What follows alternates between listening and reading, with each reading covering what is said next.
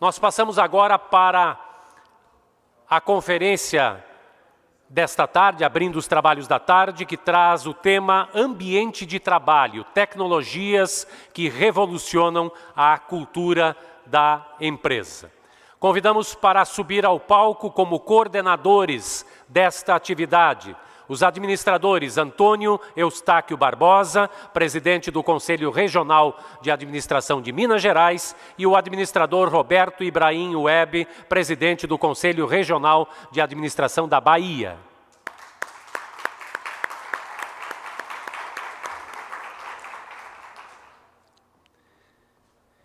E neste momento nós convidamos para subir ao palco o nosso ilustre conferencista, administrador Sidney Oliveira.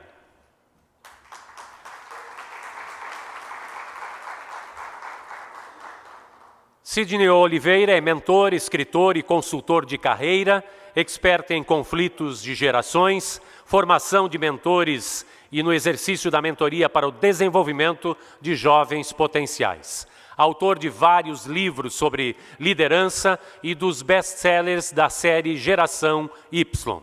Formado em comunicação e administração de empresas, foi executivo e diretor em instituições financeiras e fundador dos sites Achei e Zik.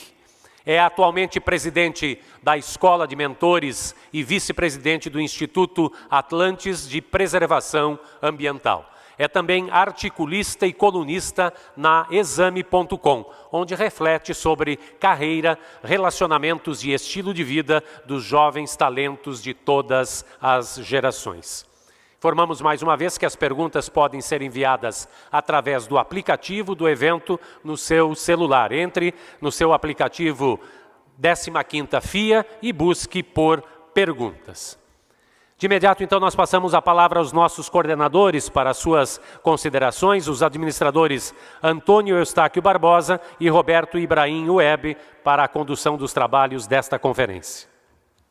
Cumprimentando aqui agora o nosso palestrante e administrador Sidney, disse para ele que cabeça branca não é idade, nós somos jovens. Então, a oportunidade que se faz, né, na sua apresentação, ela tem muita identificação com o nosso comportamento, seja eu nascido em 1946 ou aquele que nasceu agora, há pouco tempo atrás. Então, a oportunidade que se traz aqui agora é com esse horizonte em que ele defende ardorosamente o meio ambiente, né? O meio ambiente, que é uma das sustentações do desempenho da nossa atividade, da nossa juventude, dos nossos conhecimentos, da expectativa do administrador, do desempenho da sua referência no meio em que ele convive. Então nós teremos aqui essa brilhante e certamente essa expectativa dessa brilhante apresentação. Eu faço votos que todos tenham um bom proveito de todos. Eu vou passar a palavra aqui para o cerimonial. Muito obrigado pela presença de todos.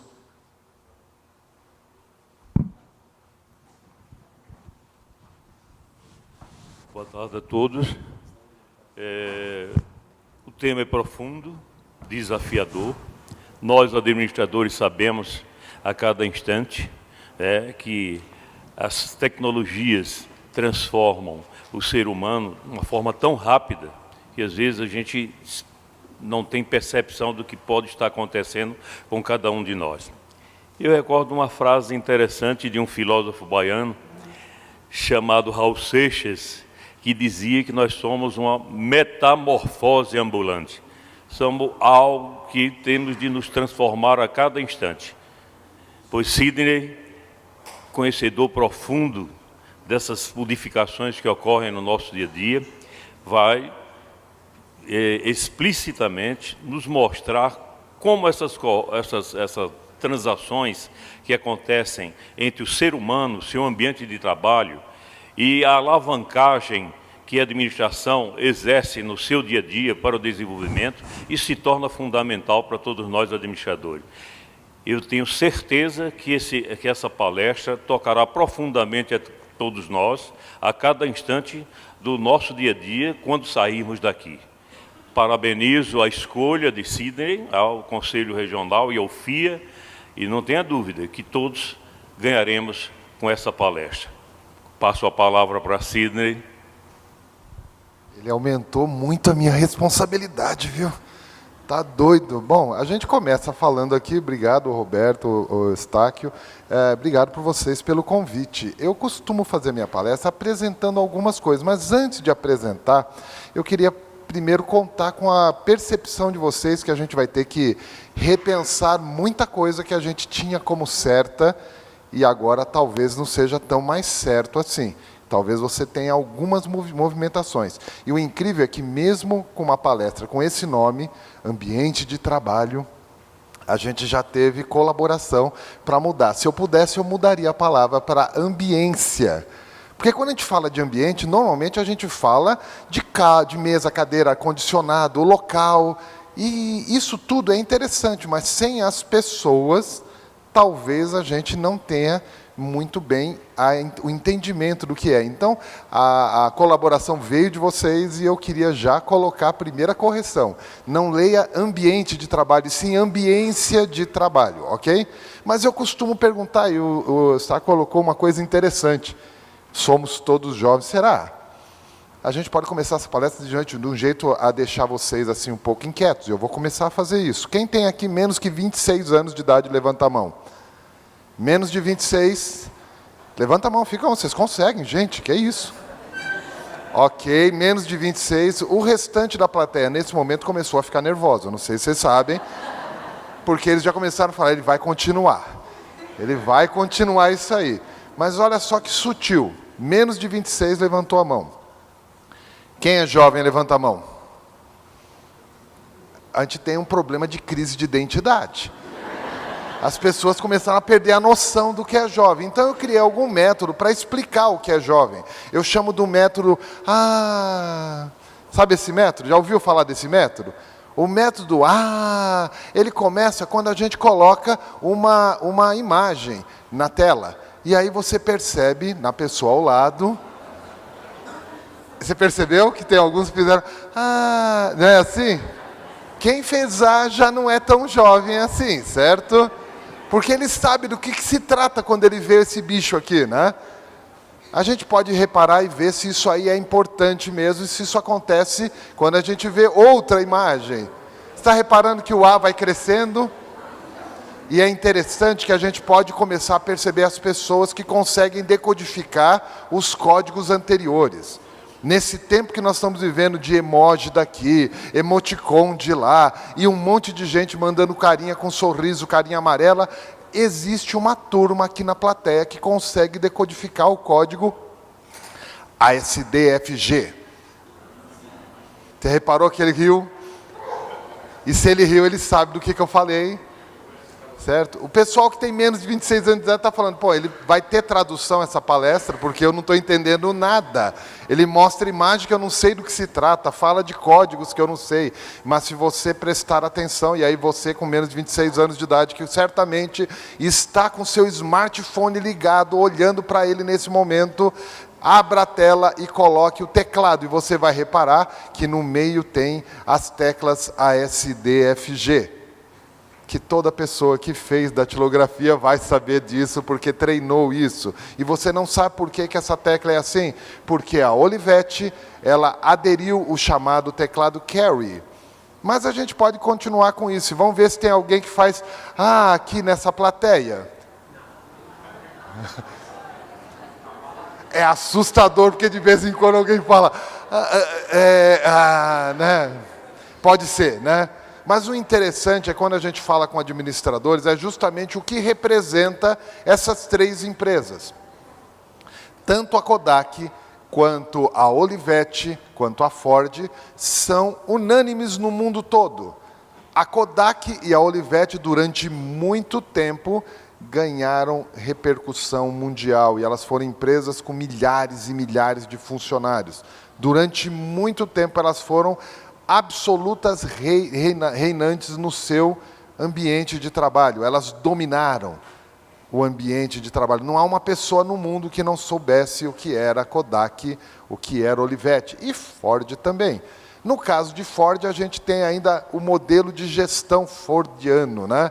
Fala o modelo Ford, a gente fala da produção em série do automóvel. Mas sabe uma coisa que essas 3 empresas têm? Elas têm um segredo. Todas as 3 empresas atuaram no mercado do indivíduo. A Olivetti conseguiu fazer com que o indivíduo pudesse ele mesmo digitar ou datilografar algum documento. Essa foi uma grande sacada. A Kodak conseguiu colocar na mão do indivíduo uma câmera fotográfica. Se você lembrar bem, no final do século XIX, tanto a câmera fotográfica, quanto a datilografia, quanto o automóvel, eram objetos restritos apenas a quem era muito qualificado ou quem tinha muito poder aquisitivo. E, normalmente, a pessoa que tinha poder aquisitivo não se qualificava. Ele contratava alguém, qualificava alguém e usava como empregado. De repente, colocou e popularizou a câmera fotográfica, popularizou a máquina de escrever. E o Ford não só colocou a produção em série, mas ele popularizou o automóvel. Todo mundo podia ter um automóvel. E eu queria que você guardasse isso aí na tua cabeça.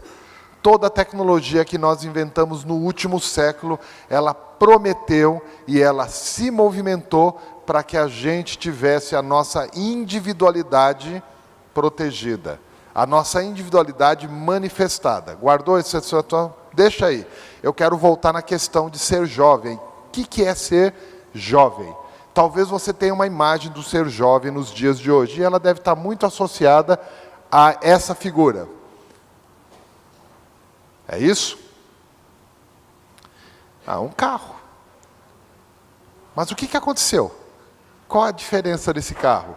E, gente, por favor, não fale que ele é elétrico. Isso não é a maior diferença dele. Qual é a diferença? Ninguém sabe? Não. Não. A principal diferença dele, ele é um carro autônomo e dispensa o indivíduo. Olha onde a gente está chegando. Você imaginou entrar num automóvel, sentar lá, do mesmo jeito que você está fazendo hoje, que você coloca o endereço no Waze, você não coloca o endereço do Waze, não chama depois o Uber. Aí chega o Uber e fala, posso seguir o Waze? E você fala, ok, você nem vai ver o caminho que ele vai fazer. E alguém leva você entra no carro e sai do carro, sem perguntar. Vai ter uma hora que não vai ter o motorista. Você vai setar no seu celular de onde você está, para onde você vai, chega um carro e você entra nele. Não, isso não vai acontecer. Você está começando a ficar preocupado? Não, a gente tem mais coisa que se preocupar. Há muito mais mudança do que essa acontecendo. Porque tem um mundo diferente, nós estamos vivendo um tempo diferente. Você provavelmente deve ter um equipamento como esse e você vai olhar durante a minha palestra pelo menos 60 vezes para ele. O incrível é que você vai olhar, não é para ficar vendo as horas, se eu vou terminar na hora ou não, você não está nem aí com isso. Você está querendo ver aquilo que você faz todo dia de manhã, quando você acorda, e 75% dos indivíduos olham para ele, é a primeira coisa que ele faz. Os outros 25% primeiro abrem os olhos. Tá? Você olha para isso aqui, não é a primeira coisa que você faz? Você olha para isso o tempo todo. O que você está buscando de manhã, quando você acorda? A primeira coisa que você faz é olhar para ele. Não é a hora, não seja hipócrita. Você está querendo ver se tem notificação. Se não tem notificação, você fica deprimido. Repara. Você olha de tempo em tempo para ver se tem alguma notificação. E aí você deprime se não tem nenhuma notificação. Não é assim? Repara bem que você está conversando com as pessoas usando isso aqui agora. E você está baseando a conversa em ticou ou não ticou, viu ou não viu. E se você mandou uma mensagem, a pessoa viu e não te respondeu na hora, você fica aflito. E você usa o único recurso que você jamais imaginou usar quando você comprou esse aparelho. Você liga para ele. Não é? Mais ainda, você começa a hackear e saber onde a pessoa está. ou com quem você estava falando que não me respondeu agora. Isso gera uma aflição coletiva. Todo mundo está aflito em responder. Enquanto eu estou falando aqui, talvez tenha alguma coisa interessante para você, mas você vai perder, porque você não está prestando atenção nessa hora. Sabe o que você está prestando atenção? Naquele postzinho bacana, aquele meme que saiu agora, porque fizeram um meme. E esse meme agora é com o Tamer, porque pode ser que ele está morrendo, mas não está, mas não está. E você, ai que legal, curti. Ou então é a nova música, né? Que já não é mais aquela música famosa. Despacito. Acabou, não é mais essa, já é outra. Enquanto você está falando, você comprou o seu celular, está todo orgulhoso do seu celular e descobriu que ele já está obsoleto. Eu não sei se você reparou, mas a nossa ligação é estomacal com esse aparelho, não é? Não é estomacal, é exagero demais? Gente, é sério, a gente tem uma ligação umbilical com ele. Repara bem, eu uso o smartphone iPhone 7 Plus, com 128 GB, e ele está obsoleto. Acabei de ver que ele está obsoleto. O que você sente quando você vê eu fazer isso? Sentiu? Não é do lado do fígado, sim? Não deu um trequinho? Você é louco! E esse é o meu, imagina se eu faço com o teu. Eu não sei se você já reparou, mas a gente criou um comportamento esquisito atualmente. Uma pessoa cai na rua, você olha e fala, nossa, caiu. Um celular cai na rua, você fala, ai! Você sente a dor, você entra num ambiente desse aqui, a primeira coisa que você faz é saber se tem bateria. Você procura a tomada. Ou então você procura o Wi-Fi. Por quê? Você não tem 3G? Paga! Ah, mas é muito caro. Então paga mais caro. Você vai pagar mais caro. E você já está querendo comprar aquele novo celular. A gente está vivendo um tempo estranho, quando a gente está vivendo de tecnologia. Então, a primeira coisa que eu quero fazer é mudar o seu conceito, tirar a palavra tecnologia e falar de novas realidades. As realidades estão se alterando profundamente, e não é só a tecnologia. Eu vou dar alguns alertas para vocês. Quando eu coloco a coisa aqui, você pode bater foto, captura, fica atento a detalhes, porque às vezes a gente coloca nomes ali, tá? E os nomes, eles podem ser vistos dentro do site dele. E você pode falar, nossa, onde que é mesmo aquilo? Vai lá e olha depois, não olha agora. Presta atenção. A sociedade, esse cidadão Hans Holler, ele conseguiu reunir dados demográficos do planeta inteiro, tudo que ele encontrou, ele pôs no chamado Big Data, que foi falado hoje de manhã. Ele colocou todos os dados demográficos que ele conseguiu reunir de todos os países e pôs nesse software aqui. Ele conseguiu de 200 anos para cá. De modo que ele tem várias informações, eu escolhi aqui expectativa de vida. Um assunto bem da moda atualmente. A expectativa de vida eu estou cruzando aqui com uma outra informação mais neutra, que é o número de bebês por mulheres. Tá?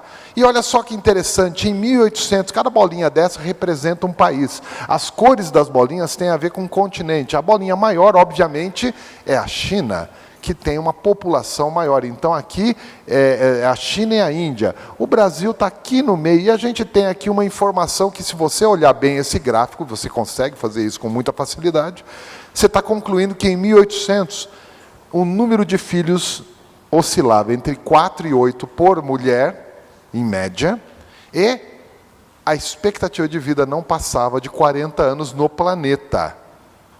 Esse é um dado. Isso é verdade. Ele pegou todo mundo que morreu e viu quantos anos tinha quando morreu. Obviamente tem uma distorção nesse dado, porque tem muita criança que morreu. A mortalidade infantil era muito elevada. Isso reduzia a média para 40 anos, que você parece estar incomodado. A média não era muito mais que 50, 55.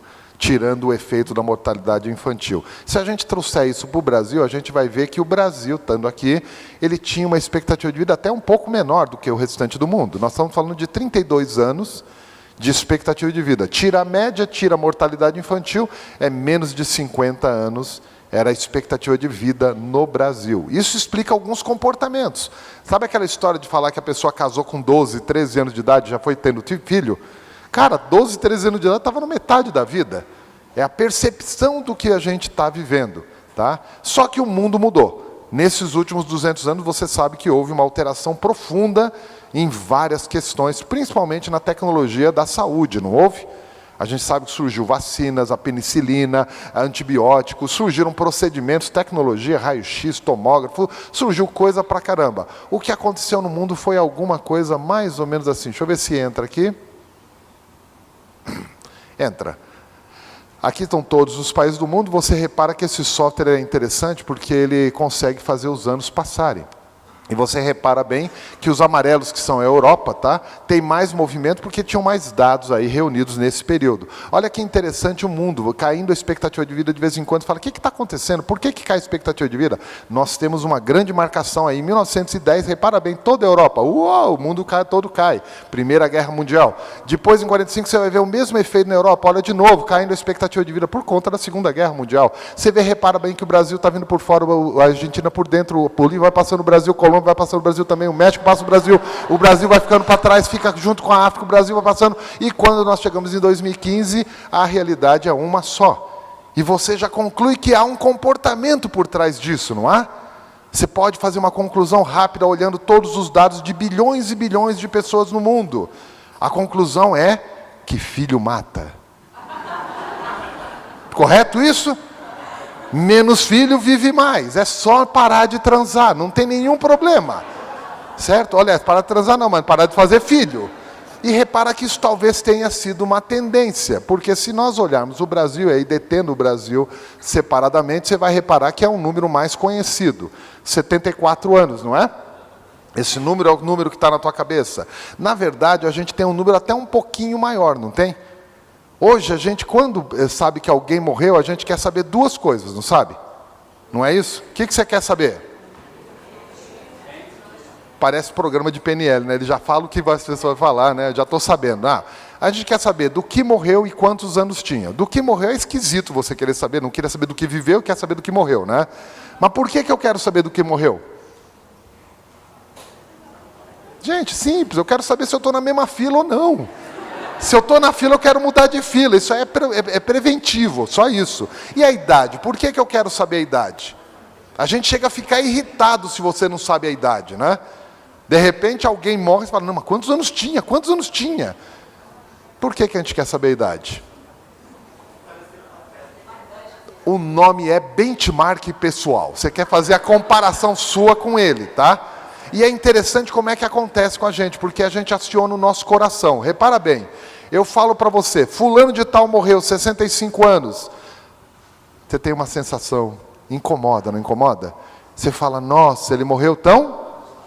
Não, ninguém é jovem com 65 anos de idade. Eu, como especialista, posso dizer que, no melhor das hipóteses, ele é jovial.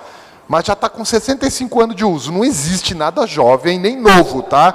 Se a palavra veio aí novo também não rola, tá? Gente, juventude é uma condição matemática. Faz um cálculo para você.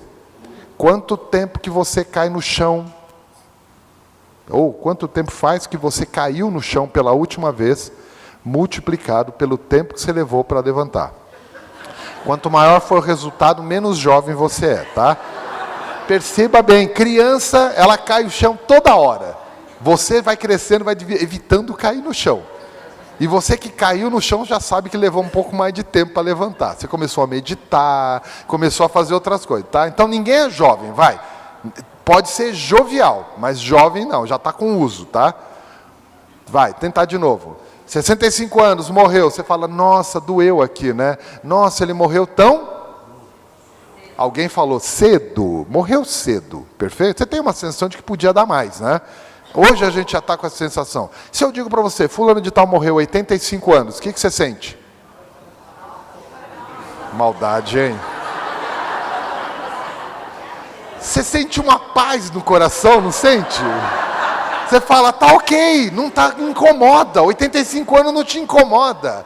Por quê? Viveu bem, né? Tá na hora, tal. Você começa a achar. É engraçado que isso tem a ver com a expectativa de vida. Parece que hoje a gente está mais ou menos pensando assim, eu acho que eu chego perto dos 80. Que vier a mais, você tem até a frase pronta, né? Você já reparou, né? Que vier a mais é lucro. Ok, parece que 80 é um número aceitável para a gente. Só que olha só uma coisa, eu vou voltar no tempo e vou mostrar para vocês que em 87, exatos 30 anos atrás, o que exclui todo mundo com menos de 26, tá? Vocês nem eram projeto de possibilidade. Projeto de possibilidade é assim, o esperma ainda não estava nem pronto, tá? Já, vamos embora. Então, há 30 anos atrás, essa era a realidade do Brasil, e era uma realidade presente. Tanto é que o Estatuto do Idoso foi escrito com base nessa realidade. 60 anos, vira idoso, fica mais 5 anos aí com a gente, está tudo bem. Dá para ele vaga especial, dá para ele entrada, meia entrada, dá para ele remédio mais barato. Por quê? Porque é idoso e pronto. Era assim que a gente pensou há 30 anos atrás. Perto dos 60, coloca o carimbo de que é idoso e ponto final. Perfeito? Vocês repararam a verdade que está escondida aí? Há 30 anos atrás, agora é aquele momento que eu deixo o pessoal com menos de 26 anos tenso, tá? Eles vão começar, eles são rápidos de fazer conta. Há 30 anos atrás, a gente falava com muita segurança, eu vou até os 60, o que vier é lucro. Passado 30 anos, hoje, a gente está falando com muita segurança, eu vou até os 80, o que vier é lucro. Correto dizer isso? Em 30 anos, a gente aumentou a expectativa de vida do planeta em 15 a 20 anos. Pega a sua idade agora. Pegou a tua idade? Soma mais 30 anos. Daqui 30 anos a gente fala o quê? A gente falava 65, hoje fala 80. Daqui 30 anos a gente fala 95. Quem está com 26 anos, daqui 30 anos, está com 56. Você tem mais quanto pela frente? Mais 40. Dá para colocar mais 30, não dá? Coloca mais 30, só de sacanagem. Daqui 60 anos a gente fala com tranquilidade, 100, 115 anos. Com tranquilidade. Quem tem menos de 26 anos? Está com vontade de morrer já? Dá uma vontade, não dá? Assim, não quero viver tanto. A gente fala assim, né? Não, sério, sabe por quê? Porque muda completamente a realidade. Eu vou dar uma outra dimensão para vocês. Esse quadro é o quadro demográfico brasileiro. A gente já está acostumado a ver ele, a gente aprendeu na escola, já viu esse quadro. A gente entendeu o seguinte, que se você dividir a sociedade por camadas, você vai ter milhões de pessoas aqui embaixo e pouca gente aqui em cima, porque não dura muito tempo o ser humano. Ele morre em algum momento.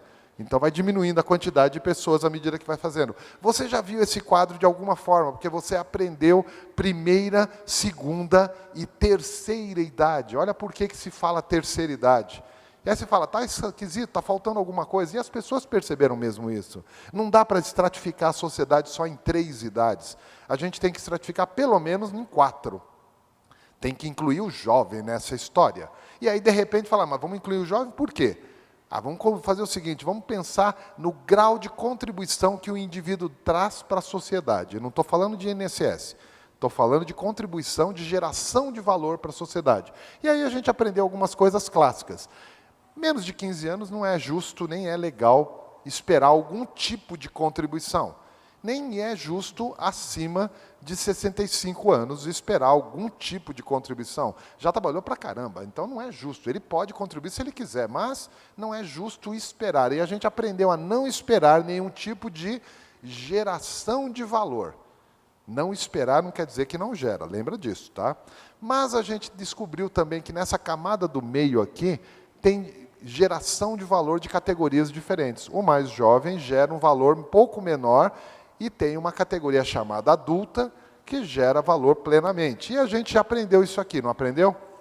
Não é assim que a gente divide? Pois é, a sociedade mudou. E esse aqui é o quadro correto atualmente.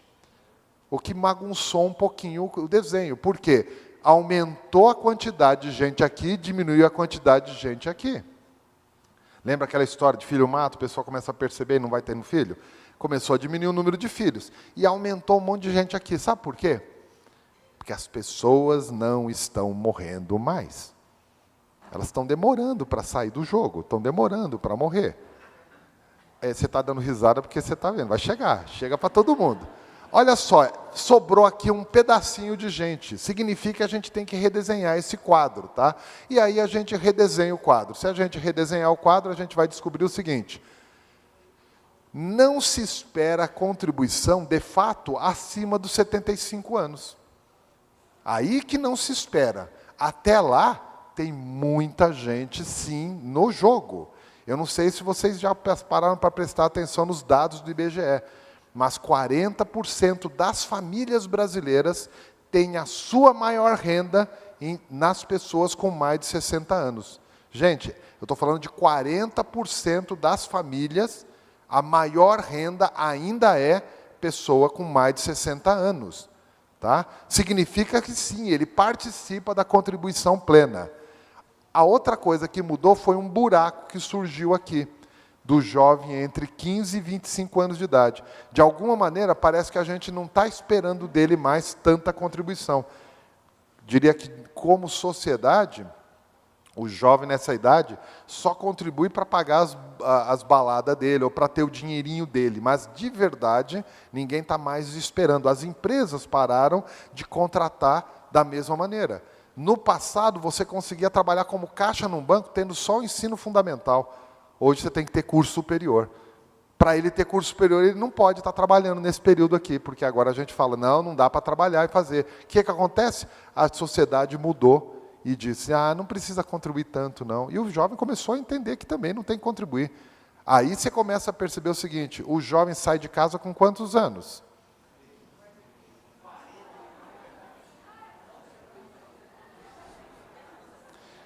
Quem tem filhos com idade até 25 anos, levanta a mão. Esquece, ele não vai sair da tua casa.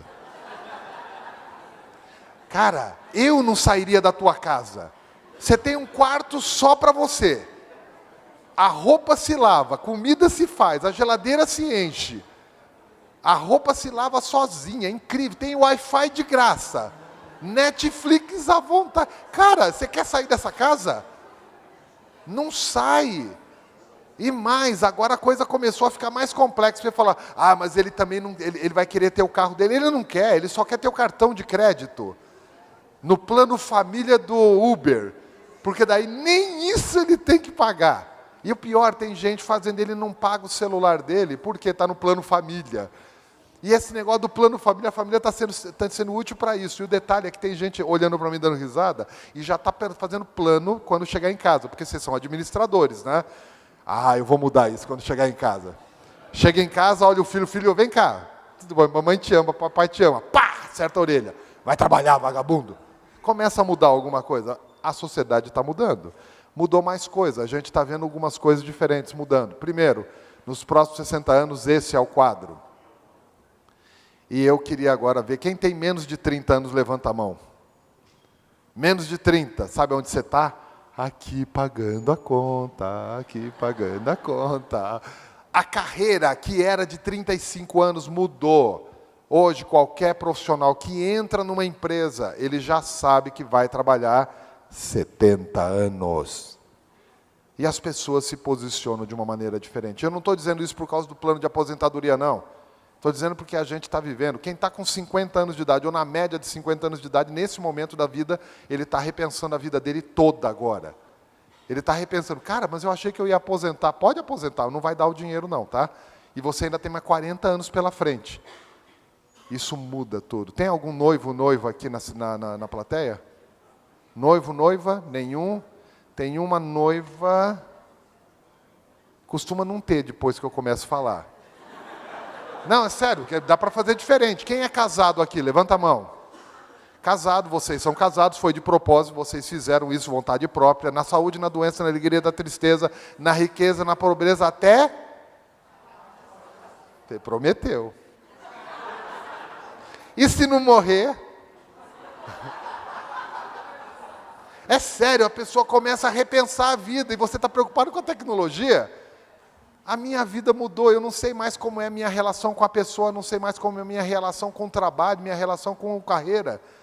65% das crianças que hoje têm até 10 anos estão nas escolas sendo preparadas para profissões que não existirão mais. Não existirão mais algumas profissões. E detalhe, Eles vão trabalhar em profissões que nem foram inventadas ainda. A gente perde um pouco a noção. A sociedade mudou um pouquinho. A gente tinha um modelo muito bacana colocado aqui. A gente falava o seguinte, durante 20 anos você acumula informação, educa, a gente chama de educação, é o período educacional. Coloca a criança na escola e põe ele para educar. Depois você coloca ele na fase do trabalho, da vida profissional, onde parte daquilo que ele aprendeu perde-se, porque é reposto, porque é atualizado, e há ainda algum conhecimento novo. Você já viu esse gráfico? Você já pensou dessa maneira? E eu queria que você, nesse momento, inclusive quem está batendo foto, joga fora essa foto, porque esse quadro não é verdade já há mais de 18 anos. O mundo mudou já fazem 18 anos. Já tudo se alterou. Se você quiser pensar como é o mundo de hoje, ele está mais assim. Todo o aprendizado que você tem na escola, você vai jogar fora durante a tua vida profissional. Não vai servir para nada. Porque vai ser reposto e vai surgir coisa nova para você reaprender. Tudo está se alterando. A gente está vivendo um tempo onde a tecnologia está alterando completamente o comportamento das pessoas. E o detalhe, se aqui era 20 anos, aqui agora não é mais 40. Porque era assim que a gente dividia. 20 anos aprendendo, 40 anos colocando em prática e depois aposentado. Agora é 20 anos aprendendo, mais 80 anos aqui, trabalhando, e talvez aqui. Na verdade, muda tudo, não funciona mais assim. O que acaba acontecendo é que a gente quer usufruir. A gente quer usufruir no meio do caminho. Você não quer mais esperar o tempo da aposentadoria para ver se você vai estar vivo lá para aproveitar. Muda-se completamente as expectativas pessoais. Tudo está se alterando. Quando a gente fala isso, a gente começa a ver. As profissões mais tradicionais aqui no Brasil são conhecidas como aquelas profissões que dão segurança e dinheiro para as pessoas. Médico, engenheiro e advogado. Correto? Médico, engenheiro e advogado, essa profissão está terminando da forma que a gente conhece. Hoje existem computadores, e hoje cedo foi falado, o Daniel da SAP falou um pouquinho de inteligência artificial, o rapaz da Steel também falou alguma coisa da inteligência artificial. Hoje, 85% do trabalho de um médico é feito por um computador de inteligência artificial. Já tem gente trabalhando com isso, já tem hospitais operando por isso. Advogado, os maiores escritórios de advocacias do mundo, incluindo no Brasil, já compraram soluções de inteligência artificial, porque ele já produz 90% do trabalho de um advogado. Engenheiro, esse aqui já está acabando mesmo. Por quê? Porque o engenheiro hoje, 95% do trabalho de um engenheiro é feito, sim, por um computador. E agora nem ele não precisa nem trabalhar como mestre de obra, porque agora tem a impressora 3D, que também já está fazendo. Já sai tudo pronto. O nome dele, Watson. E vocês ainda vão ouvir falar do Watson e seus concorrentes, tá? Tudo está mudando. E a gente não está nem percebendo isso. A gente está vendo simplesmente, o futuro, quando chegar o futuro. O futuro já chegou fazem 18 anos e você ainda não percebeu. E as coisas estão se alterando. Quando a gente fala do comportamento, aí a gente vê algumas coisas acontecendo. Todos nós mudamos o nosso comportamento. A gente é mais questionador. E o princípio do ser humano ser questionador é porque ele precisa de informação. Eu questiono porque eu quero ter informação. E eu quero ter informação justamente para expor a minha expectativa e apresentar algum caminho do meu interesse, a minha proposição de ideia. E tudo isso ligado a uma coisa chamada resultado. Você deve estar vivendo esse período dessa forma. E até isso está mudando. Porque, primeiro, resultado depende de cada um. Cada um atribui uma moeda para o resultado. O resultado que todo ser humano quer é uma coisa chamada reconhecimento. Nós queremos ser reconhecidos. A gente quer ser reconhecido por tudo que a gente faz, a gente quer ser reconhecido pelas pessoas. Se você não se deu conta disso ainda, repara bem o que você faz quando você posta qualquer coisa numa rede social. Você posta e o que você faz na sequência? Que a rigor você deveria simplesmente postou e está lá, já postei. Não é assim que a gente fazia antes? Não, você posta e faz o quê? Volta lá. Para quê? Quantas pessoas, qual que é meu ibope? A gente está querendo ser reconhecido. Todo mundo quer ser reconhecido. Reconhecimento é uma moeda que muda durante a nossa vida. Quando a gente é criança, reconhecimento é um brinquedo, é um doce, é um passeio. Quando a gente é adolescente, reconhecimento é uma atividade muito doida que você fez, ou um grupo de amigos que você tem. Quando você está na primeira juventude, é entrar numa faculdade, sair dela, arrumar um emprego. Ou então, mais para frente, você ser promovido, conseguir alguma estabilidade, arrumar um companheiro, uma companheira. Depende muito do nosso estágio de vida. Reconhecimento é uma moeda diferente. E a gente pode perceber que o reconhecimento é uma moeda que vai se alterando durante a nossa vida. O que joga por terra uma teoria muito doida que está acontecendo hoje. Você só pode fazer o que você gosta. E você vai fazer só o que você gosta? Tudo que você gosta tem uma parte que você não gosta, senão não funciona. Mas as pessoas estão iludidas querendo fazer só o que você gosta. De novo, olha nas redes sociais, você vai reparar como todo mundo está feliz lá dentro. Como todo mundo só faz coisa legal e não te convida ainda por cima. Como todo mundo é bonito lá. Todo mundo tem uma cara Facebook, não tem? Você já reparou que você tem uma cara Facebook ou não se deu conta disso? É aquela cara que você faz toda vez que vai bater foto, é a mesma cara. Se você reparar bem no seu álbum de fotos, você vai ver que você está na mesma cara. Está no churrasco. Está na empresa. Está de biquíni. Está no carro novo. Está na viagem. A cara é a mesma. E depois ainda fica impressionado que o Facebook reconhece você. Você fez a mesma cara, cara. A mesma coisa. E você não percebeu, mas olha lá que você está fazendo a mesma cara. Olha o teu Instagram, você vai ver que está fazendo a mesma cara. E obviamente, nem todo mundo aqui usa nem Facebook, nem Instagram.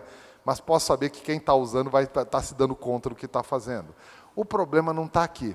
A gente desenvolveu isso. Isso aqui talvez pudesse ser enxergado como uma evolução da sociedade, com toda essa tecnologia que disponibilizou para a gente. O problema é o que está vindo daqui para frente. A gente está começando a fazer questionamento, não mais para ter informação, ou expor expectativa, ou propor algum caminho. A gente está questionando para ter o resultado. Você faz isso quando você coloca o endereço no Waze. Você não está querendo saber o melhor caminho, você está querendo saber a hora que vai chegar. Você não está querendo saber como é esse caminho, você está simplesmente querendo chegar lá. A gente está chegando num ponto onde a gente está confiando tanto nos nossos smartphones, que a gente questiona para ter o resultado. Você não precisa mais aprender nada, basta você perguntar para o Google. Sabe o que está acontecendo com as pessoas? A gente está perdendo esse pedaço do meio aqui que a gente conhece como pensamento complexo.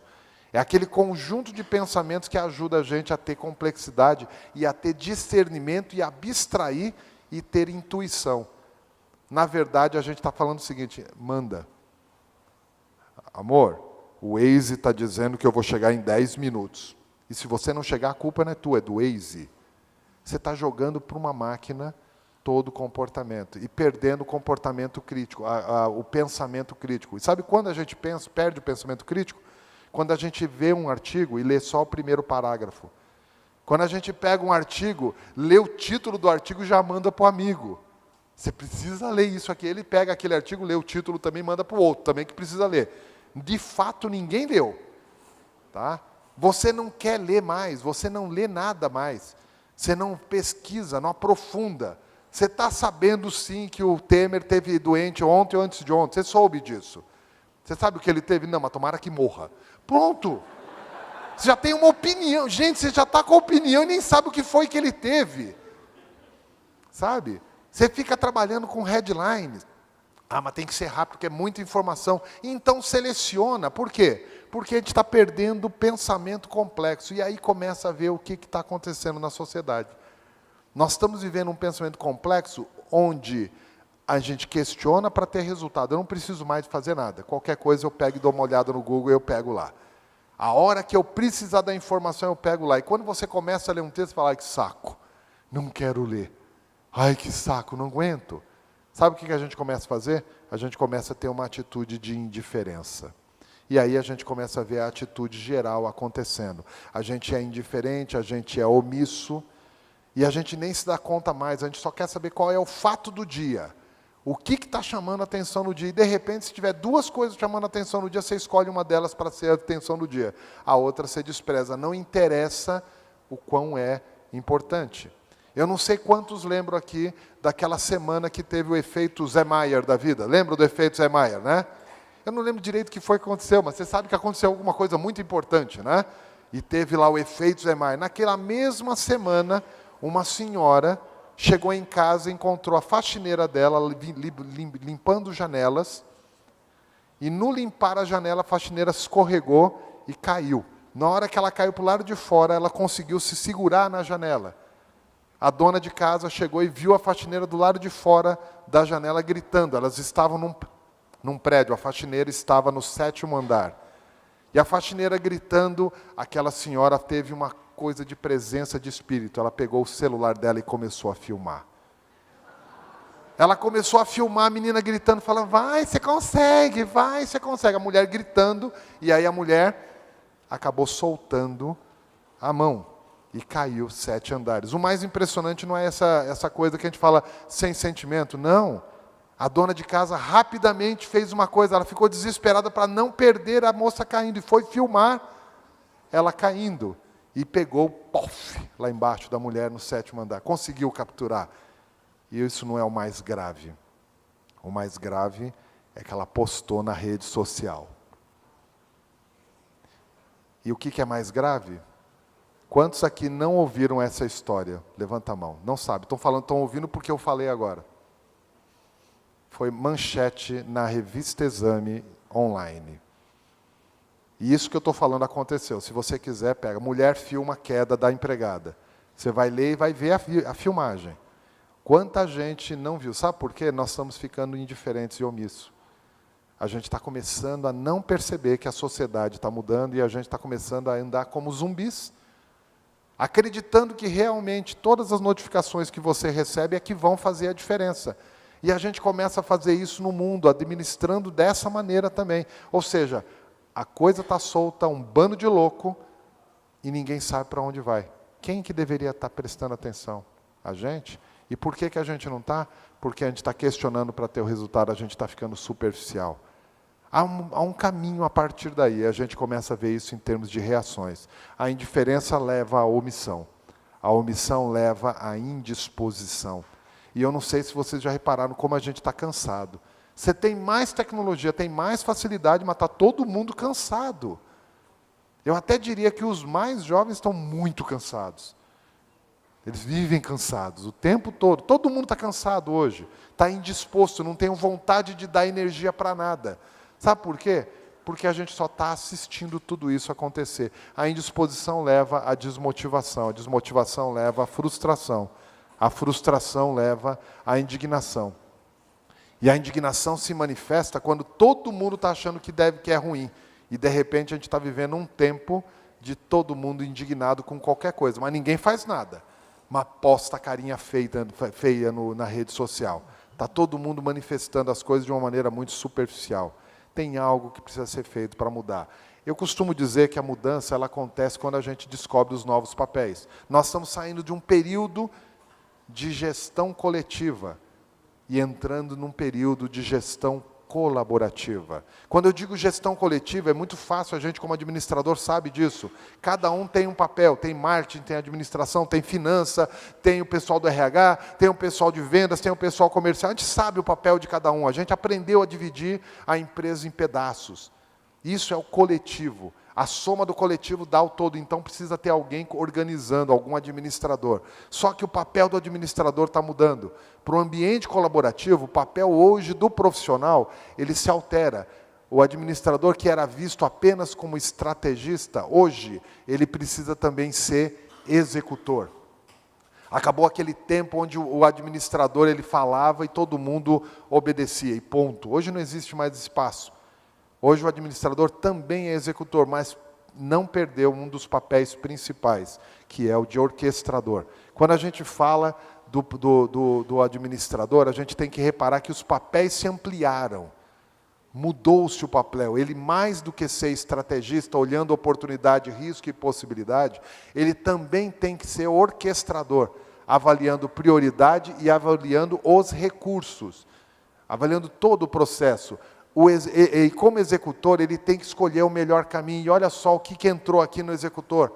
A automação. A automação é parte do nosso processo. Não adianta pensar que não vai ser.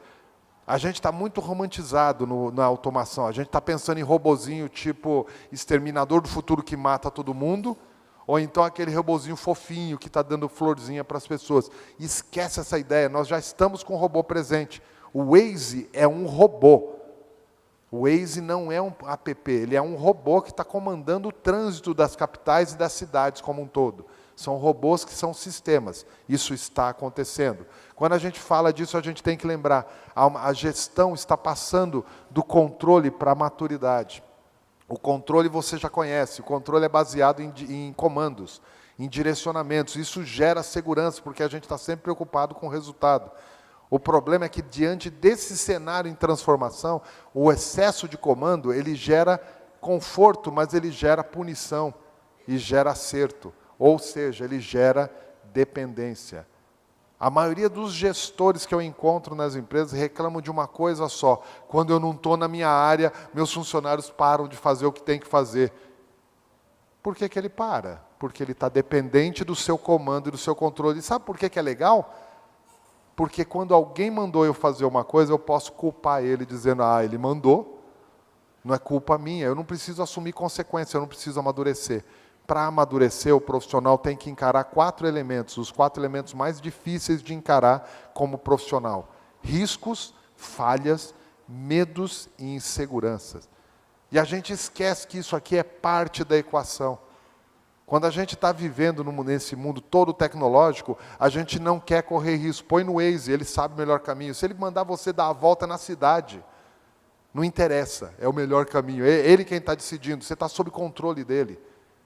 Quando você está com um administrador mandando o tempo todo na sua equipe, você não está conseguindo que ela amadureça, não está conseguindo que ela administre as falhas, os medos e as inseguranças pessoais. Você está evitando que ela aprenda.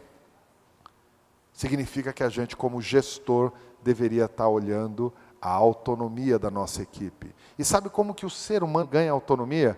Tem um jeito muito simples, e é o mais fácil jeito de ganhar autonomia. Repara bem. Can't swim. You can't what? I can't swim. How old are you? 6.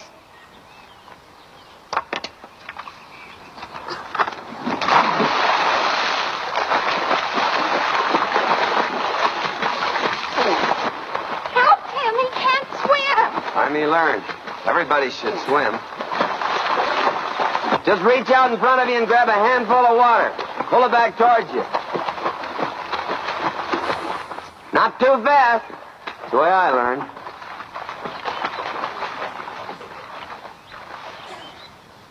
I did it, Emeraldo, I did it. Good. Well, how will he get back? Swim. Well, he might drown. Well, then you go get him. Well, I can't swim either.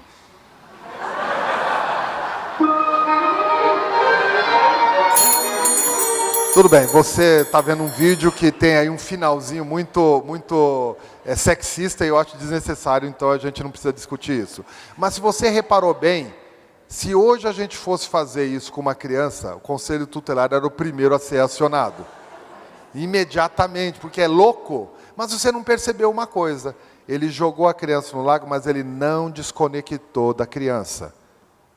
Ele jogou, mas não desconectou. Mesmo quando a mãe chegou desesperada, ele não olhou para a mãe para tentar explicar para ela o que estava acontecendo. Ele continuou com o menino. E ele deu pequenas instruções. Não se afobe. Cuide, lide com o seu medo. Ele estava pronto para intervir caso tivesse algum efeito colateral ali indesejável. Você sabe disso. Tá? Essa é a grande capacidade do gestor. Ele tem equipe e ele precisa gerar maturidade. Para ele gerar maturidade, ele tem que dar o desafio. E sabe o que nós estamos fazendo?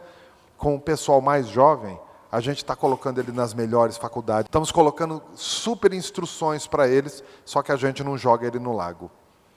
Sabe por quê? Ele não vai dar conta. O que vão olhar para mim? Vai afetar o resultado. E eu vou dizer para vocês, o jovem de hoje, ele é muito mais competente do que a gente imagina. Ele é muito mais capacitado. E a gente está morrendo de medo de ele assumir. Sabe por que a gente morre de medo? Porque ele pode errar. E se ele errar, a gente está com medo, porque a gente está preocupado com o resultado. Nessa hora, sabe o que está acontecendo na plateia? Quem tem menos de 30 anos de idade falou, nossa, finalmente alguém falou. É isso, estava entalado na garganta, não dão espaço para a gente. Pois eu vou dizer, realmente é verdade. Sabe por que os veteranos não estão dando espaço? Porque a gente ainda é jovem e a gente ainda está dando conta do recado. Só tem um probleminha nessa equação. Enquanto mais veterano não abre espaço, o mais jovem não entra. Aí o jovem está falando de novo. Ai, tá vendo? Falei, agora ele vai abrir espaço. Então agora, veiada, toda, sai daí. Sai que nós chega agora. Não funciona assim. Não funciona desse jeito. Eu já vou passar isso aí, eu queria fechar com o que você deveria estar pensando como gestor. Primeiro, a gente está apostando.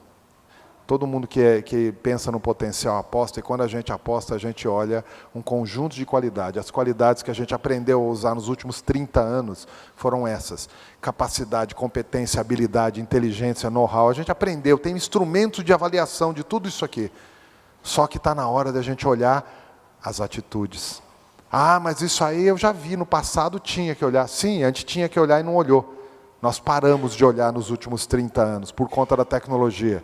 As atitudes, elas não são mensuradas pela tecnologia, pelo menos não ainda. Está na hora da gente começar a avaliar as atitudes. E sabe o que acontece com as atitudes? Elas são desenhadas de uma forma diferente. Teve efeito O aí do lado, não teve? Teve, não teve de novo? Ah, joguei. Quem aqui nunca brincou com esse brinquedo? Vocês repararam que palestra aprende, né? O pessoal aprende a não ter bullying depois, né? Ninguém mais levanta a mão, né? Esse brinquedo é um brinquedo e eu quero encerrar com ele. Esse brinquedo é um brinquedo que a gente conhece ele como pega-varetas. Você deve lembrar das regras do pega-vareta. Você ganhava pontos para cada vareta que você conseguia tirar sem mexer as demais varetas. O lance era você tirar uma vareta por vez, só podia tirar uma por vez, e você ganhava pontos. Não é assim? Você lembra disso? É, legal. Quando você mexia todo o quadro, o que acontecia? Passa a vez para o outro. E isso aí ia mudando o quadro. Você lembra do jogo, né? As varetas, elas tinham pontos diferentes. As com mais volumes, elas tinham menos pontos. Menos volumes, mais pontos, né? A amarela valia 5, a vermelha valia 10, a azul valia 15, a verde valia 20. E sempre tinha uma rara e única vareta preta, que além de valer 50 pontos, ela podia tocar em outras varetas. Era a única que podia fazer isso. Perfeito disso? Lembrou do jogo? Então, esse jogo aí é conhecido também como o jogo das consequências, que ele ensinava atitudes. Ele não ensinava você a mexer em varetas de verdade. Sabe o que ele estava ensinando quando você aprendia esse jogo? Primeiro, ele ensinava você a ter visão sistêmica, olhar o todo. Ele ensinava você a ter visão analítica, olhar o detalhe, quem está por cima, quem está por baixo. Ele ensinava você a desenhar estratégia. Por onde eu começo? Pelas mais fáceis ou pelas mais complexas, as que valem mais? Como que vai ser minha estratégia? Ele te ajudava a desenvolver um componente de atitude muito raro hoje em dia, que se chama paciência. Está todo mundo querendo fazer tudo ao mesmo tempo. De repente, as pessoas estão adotando um comportamento suicida por estar querendo fazer tudo simultaneamente. Tá? Aí eu quero estar aqui comendo, conversando, falando no WhatsApp e ainda curtindo foto. E está achando que está relacionando. Tem namorados que estão assim, eles conseguem ficar 1 hora um na frente do outro, sem se tocar. E estão chamando de namoro. Depois não dura, né? Não sabe o que acontece. Bom, você aprendia a desenvolver precisão, até porque seu dedo é grosso, a vareta é fina, você tinha que ser mais assertivo. Esse jogo ele tinha regras, você aprendia a respeitar regras, porque elas eram simples. Você aprendia conceitos de competitividade. Competitividade é um conceito muito interessante, porque para eu ser competitivo, eu sei que eu ganho alguma coisa e eu perco alguma coisa. Não existe competitividade quando você só ganha. Esse jogo não era interessante jogando sozinho. Jogando sozinho, na melhor das hipóteses, era um treino. Portanto, para jogar esse jogo, você precisava ter alguém junto com você. Você desenvolvia comportamentos interpessoais.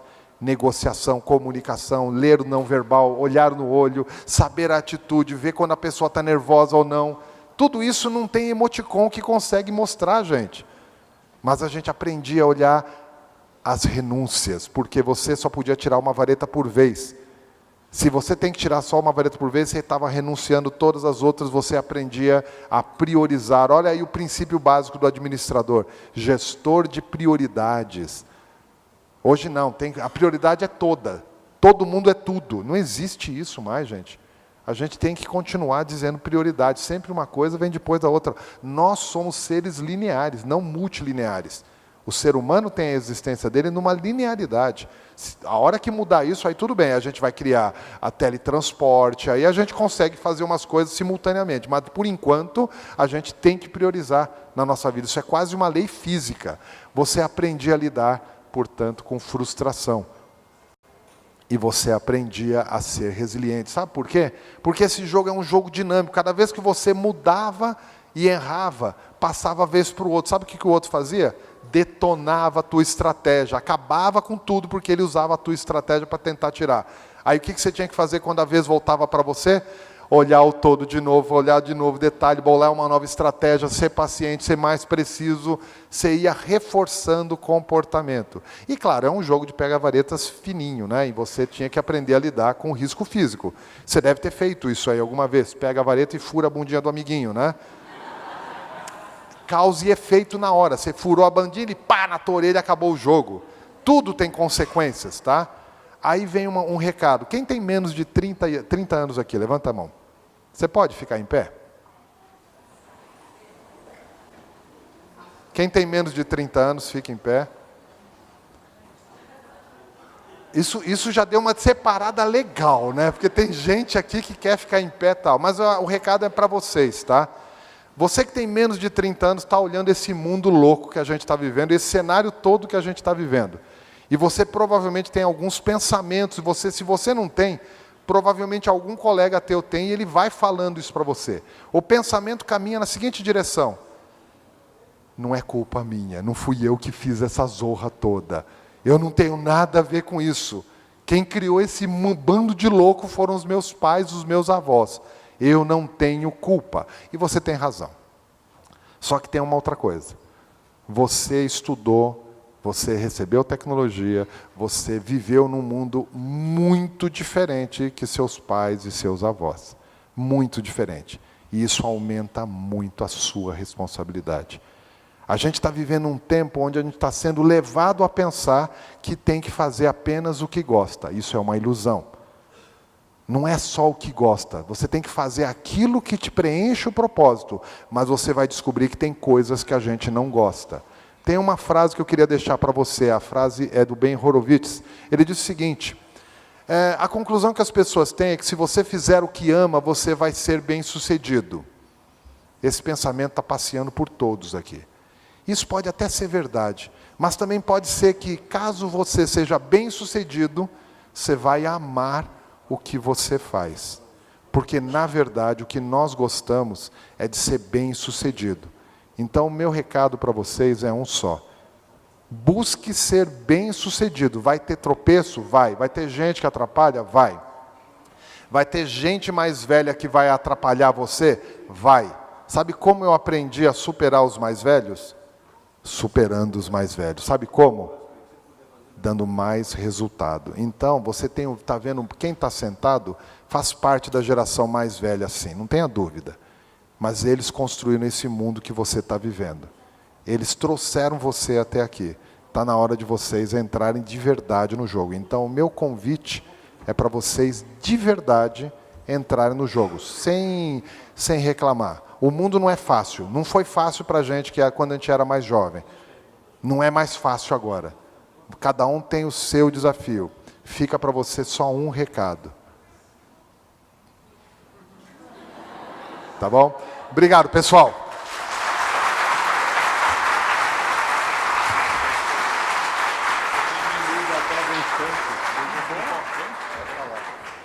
Tá bom, obrigado. Deixa eu fazer o merchan, porque tem gente que vai me perguntar depois, eu não sei se eu vou conseguir. Ó, quem quiser me acionar, pessoal mais jovem, inclusive, redes sociais, se quiser pegar, pode conversar. Eu tenho lá o blog no exame, tem um monte de livros aí que eu tenho falado sobre isso, tá bom? E tem todas as redes sociais. Agora a gente vai fazer um debate, é isso? É lógico? Então deve ter perguntas e tudo. Então pronto, então vamos sentar então. Obrigado.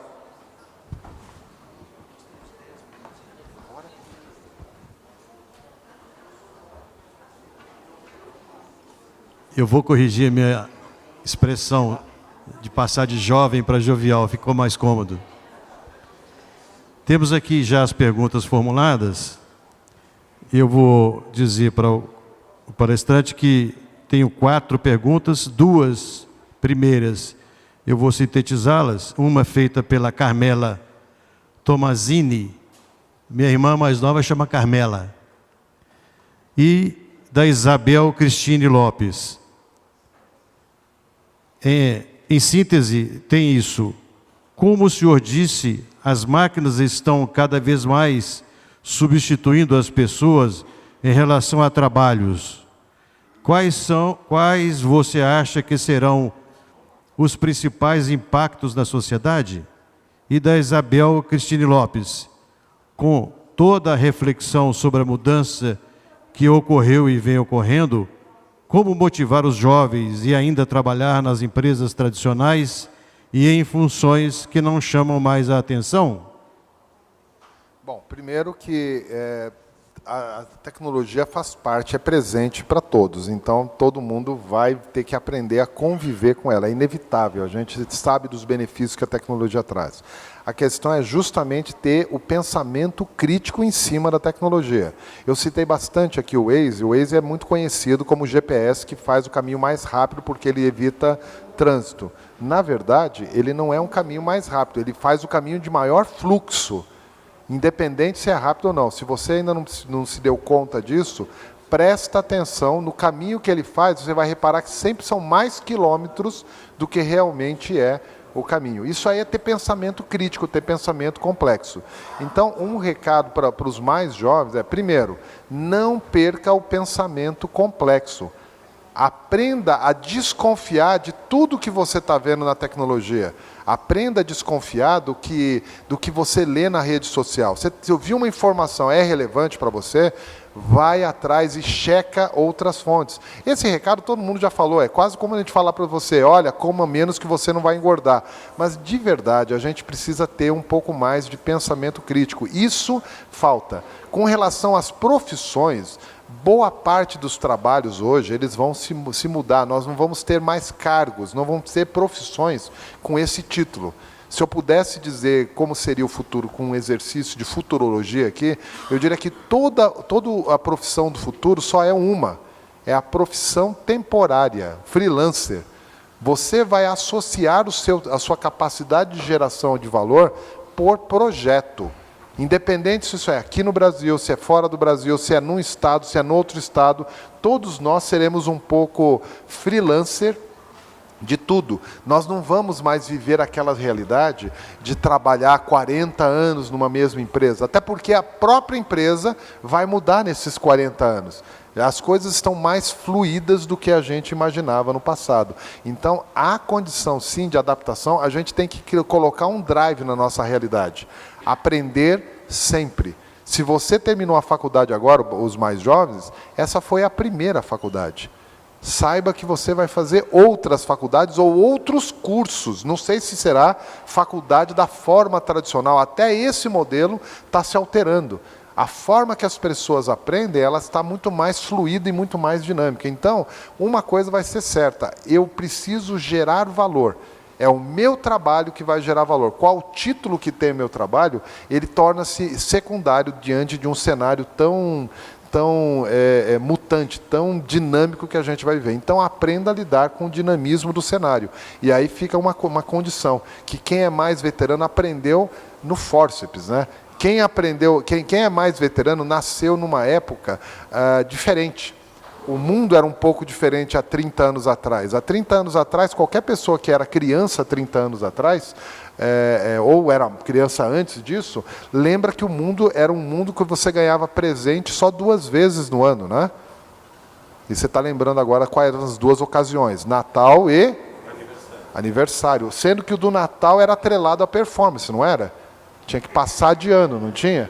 Então, você sabia disso. Isso era injusto só com quem nasceu no dia 24, como eu, né? Você tinha só uma chance no ano. Agora, você lembra nessa época que você tinha que dividir tudo com seus irmãos? E dividir tudo com os irmãos não é fácil. Então, você imagina que quem estava no passado aprendeu a renunciar coisas, aprendeu a se frustrar e a lidar com a frustração. Isso precisa fazer parte da nossa equação. A gente, de alguma maneira, tenta tirar isso dos mais jovens. O mais jovem tenta achar que não é com ele. Então a gente tem que virar essa chave para ser um profissional, esse profissional flux que a gente costuma dizer, né? Um profissional mutante, que vai trabalhar em vários cenários durante os próximos 70 anos. Né? Tá bom? Duas perguntas também que vamos sintetizar em uma só. A de Aline Lentz. Segundo gestora, como posso auxiliar minha equipe, que possui diferentes gerações, a dar o seu máximo? Como posso acessá-los de forma a estarem verdadeiramente comprometidos? Como desperto neles o propósito das coisas? E de Carlos Alexandre Bastos, na sua opinião... mudou aqui. Mudou alguma coisa? Não, mas mudou. Tu vai abrir? Mudou na hora aqui.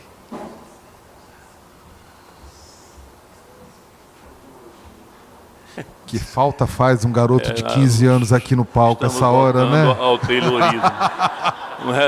Não é, Sidney? Oi? Estamos voltando ao Taylorismo, dependemos da máquina. Olha só, estamos voltando ao Taylor. E é bem verdade, a gente depende da máquina, né? Conseguiu, aperta?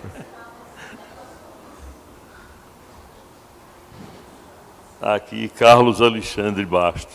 Na sua opinião, como conciliar as mudanças tecnológicas com a cultura organizacional, geralmente arraigada e resistente às mudanças? Algumas empresas pegaram essa cultura e não mudaram. Eu citei aqui a Kodak, eu não sei quantos sabem que a Kodak era detentora da patente da câmera digital. Essa patente é da década de 70. Eles levaram 15 anos para tentar fazer alguma coisa com essa por conta da cultura da empresa. A cultura era muito simples. Ela dizia o seguinte: para que fazer uma coisa que vai acabar com o nosso negócio? Então a gente mantém guardado aqui. Só que a patente uma hora abriu e aí outras empresas exploraram o assunto e a Kodak acabou morrendo do mesmo jeito, ao invés de simplesmente se incorporar. Uma coisa que é muito legal a gente pensar nessa hora é pensar que a mudança é inevitável. Ela vai acontecer, ela está acontecendo. Ela já aconteceu. A gente tem que ter uma atitude de abraçar a mudança e ver como eu posso interferir na mudança. E isso talvez seja um bom papel para o profissional. Ele se colocar no propósito de interferidor da mudança, o influenciador. Quando a gente fala isso na nossa equipe, aí vem uma coisa interessante. Nós vivemos ainda num tempo de comando e controle. E aí eu já posso afirmar para vocês, ninguém mais aceita apenas comando e controle. A gente quer realmente entender porquê do comando e quer entender exatamente qual é o benefício do controle. Na verdade, as pessoas estão querendo se alinhar por propósito. E o propósito é uma coisa estranha, porque eu não jogo e não consigo colocar propósito. A pergunta foi nessa direção. Como é que eu coloco propósito na equipe? Não existe isso. O que existe é alinhamento de propósitos. Então, sim, nós, se estivermos na posição de gestores, nós temos que ajudar a empresa a determinar qual é o propósito dela, para que pessoas que tenham alinhamento com esse propósito cheguem na empresa e trabalhem nessa empresa. É mais assim que vai funcionar. Não existe uma forma de eu impor propósito a ninguém. A pessoa percebe. E aí a gente entra em algumas condições de engajamento. Mas como é que eu faço? Eu preciso do profissional. Não posso ficar cuidando dessa coisa simples aí de propósito. Isso aí é frescurice. Não é mais frescurice. As pessoas começam a ter consciência. E a gente tem que entender como eu faço, então, para a minha área ter um propósito, para a minha gestão ter um propósito, para a minha empresa ter um propósito. Não se preocupe que quando você começa a fazer isso, pessoas que se alinham a isso, elas se aproximam, elas buscam trabalhar com você. E o mais interessante, pessoas que estão alinhadas com propósitos, ela tem uma capacidade de entrega muito maior do que aquela pessoa que teve que simplesmente estar lá porque tem um acordo de trabalho. É óbvio que a gente está falando isso aí é uma coisa de mudança cultural. Mexer na cultura das empresas é talvez o nosso maior desafio como administrador. Talvez a gente tenha que mudar o nosso papel apenas de gestor de processo, apenas de gestor de procedimentos, e ampliar para também no de gestão de gente. E esse papel é o mais falado nos últimos anos, mas é o mais complexo de colocar, porque a gente é gente, e administrar gente não é simples. É um desafio. E aí fica um desafio maior ainda, principalmente para quem é mais jovem. Olha só a oportunidade de você interferir numa gestão e criar um novo modelo de gestão. Talvez daqui 200 anos estamos falando desse modelo de gestão mais colaborativo. Tá bom? Então, gente, eu fico feliz, também compartilho com o meu colega Ibrahim a oportunidade de participar desse cenário aqui com o administrador Sidney Oliveira, que é articulista e colunista da Exame.com, onde reflete sobre carreira, relacionamentos e estilo de vida dos jovens. E, como ele disse, talentos de todas as gerações. Muito obrigado.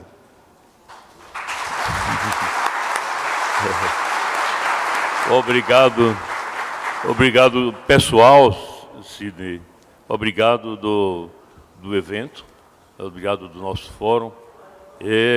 Eu acho que quando nós entramos aqui éramos umas pessoas, agora seremos outras, porque não tenho dúvida que o ser humano tem essa capacidade de mudar. Portanto, eu agradeço imensamente a sua presença. Para mim foi uma oportunidade brilhante e eu espero que todos, como eu, sintamos a cada instante que podemos mudar também a cada instante. Parabéns e sucesso na sua continuidade.